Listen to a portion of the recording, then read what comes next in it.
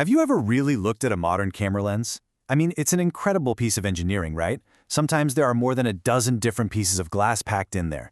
It makes you wonder, how on earth could you predict where a ray of light is going to go through that maze? It seems completely impossible. But what if I told you there's a kind of cheat code, a brilliant shortcut that makes it all surprisingly simple? Well, that's exactly what we're going to dive into. Seriously, just think about it for a second. A professional lens isn't just one simple curve. It's a whole system, a whole series of lenses working in perfect harmony. Trying to trace a single beam of light through that thing sounds like a total nightmare. You'd have to calculate every single bend, every single refraction at every single surface. But what if you didn't have to do any of that? What if you could just ignore all the complicated stuff inside and instead treat that entire complex system like one simple, predictable black box? Well, that's exactly what this is all about. Physicists came up with a brilliant method that does just that, cutting right through all the complexity. And this method, this cheat code, is all built around something called Cardinal Points. You can literally think of them as an optical system's secret weapon. They let us take a big, messy, multi-element lens and treat it like it's a single, perfectly simple object. And here's the really amazing part.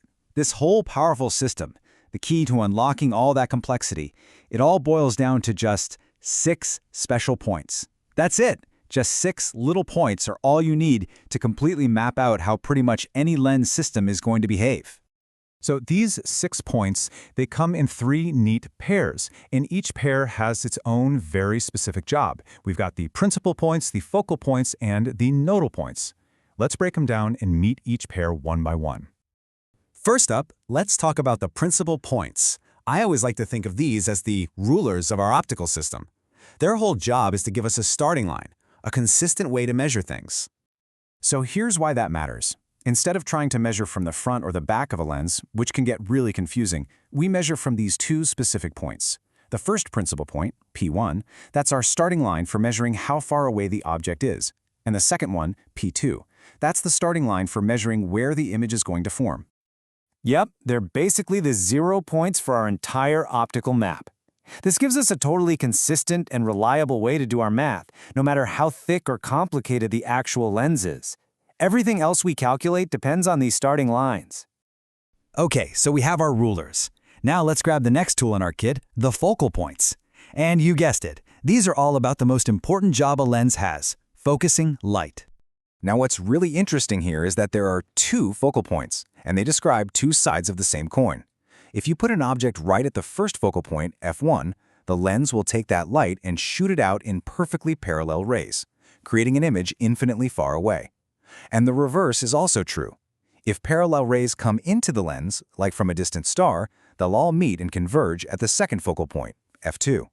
And that's the key, right there. The exact location of these 2 points tells us everything we need to know about how powerfully this lens system bends light. They literally define the focusing power of the entire thing. And that brings us to our third and final pair, the nodal points. So, if the principal points are our rulers and the focal points are about focus, you can think of the nodal points as our compass. Their whole job is about direction. This is such a cool property. Just imagine a ray of light that's aimed perfectly at the first nodal point, N1. It goes into the lens, does its whole complicated journey through all the glass, and then it comes out of the second nodal point, N2, traveling in the exact same direction it went in. It's like it just teleported, perfectly preserving its angle. Now here is a little secret that makes all of this way easier to handle in the real world. For almost every lens we use, camera lenses, telescopes, glasses, you name it, they're surrounded by air. And when that's the case, the nodal points are in the exact same spot as the principal points. N1 is P1 and N2 is P2. It's a huge simplification, and it's why you often see them drawn as a single point. Okay, so we've got our rulers, our focus, and our compass. We've looked at all the individual tools in the kit. Now for the really good part.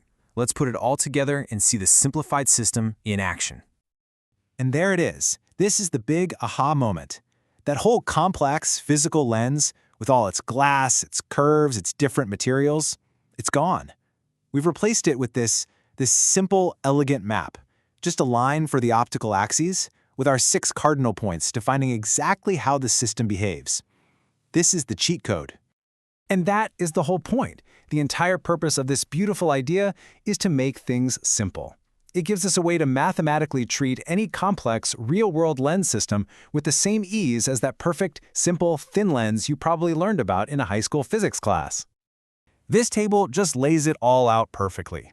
You see, for that ideal thin lens from a textbook, all 6 cardinal points are basically squished into one single spot, the optical center. But for a real thick lens system, they're spread out into our 6 distinct points.